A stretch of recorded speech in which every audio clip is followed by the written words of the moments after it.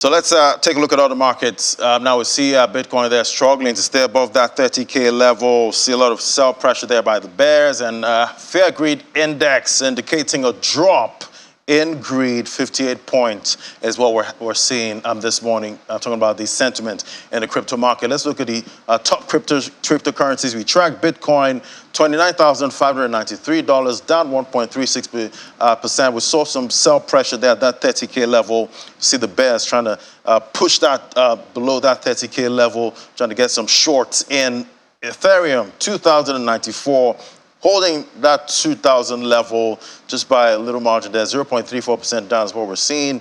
And for BNB, $345 there. We have that big upgrade coming for their blockchain this month, and we see it's starting to fit into the price there, with some speculating that that might rise even further. Cardano, 44 cents.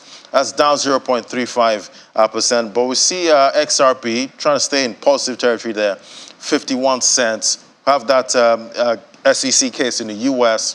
That might be sorted sometime this month. Might get a verdict about if XRP is a security or not, or a commodity.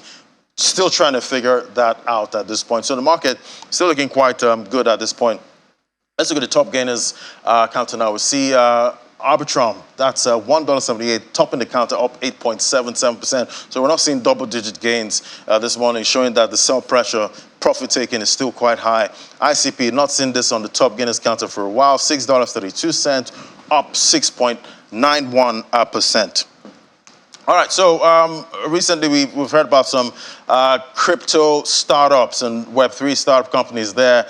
One just announced it will cease operations after failing to close a successful funding round, and has asked merchants to withdraw their funds before the end of the month. Joining me now is Terence Zimwara, financial market analyst. Hello, Terence. Great to have you. Good to have you, Williams. So looking at this issue, that's with LaserPay, is this a sign of things to come with funding in the crypto industry?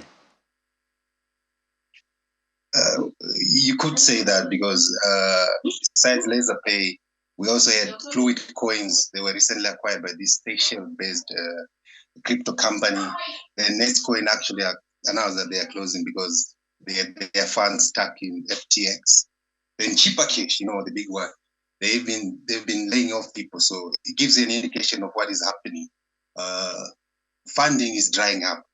Obviously, what is happening in the US is a big push factor as well to that. All right, Terence, so at the end of the day, if these companies, the crypto industry, if they're not able to raise funds, going forward, what happens to the industry, basically? Well, in the short term, maybe that would be bad for the industry, but you have to look at the bigger picture, that what is happening.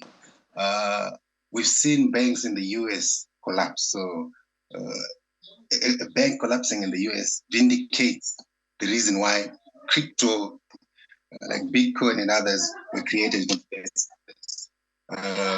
Bitcoin was a reaction to the financial crisis in 2008. So essentially what is happening in 2023 is almost similar to what we saw happening there. So you could say that as soon as we had this news of the Silicon Bank Valley collapsing, Credit Suisse collapsing, we actually saw the trajectory of Bitcoin actually going up. So it might be a bumpy road in the short term, but I think in the long term, I see crypto recovering and companies actually recovering.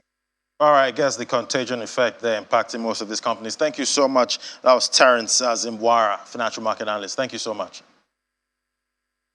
Cheers, anytime. So yeah, looking at the top gainers counter now, we see Theta there and Mana. So it looks like we're seeing the metaverse plays again coming on the top gainers counter. They're getting some profit, and Algo, 22 cents, that's down 3.46%, but we see double-digit losses there. RPL, $54.04. IMX also on that counter, and Kava also losing ground at this point. So we're seeing a lot of profit taking.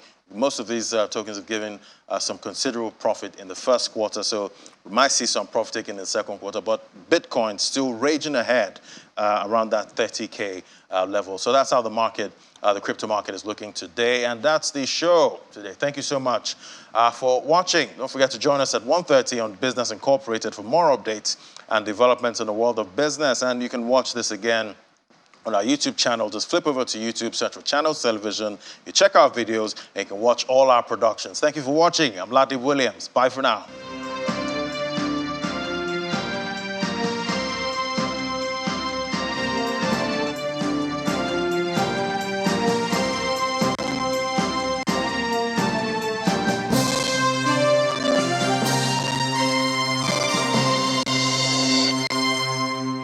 At the 10th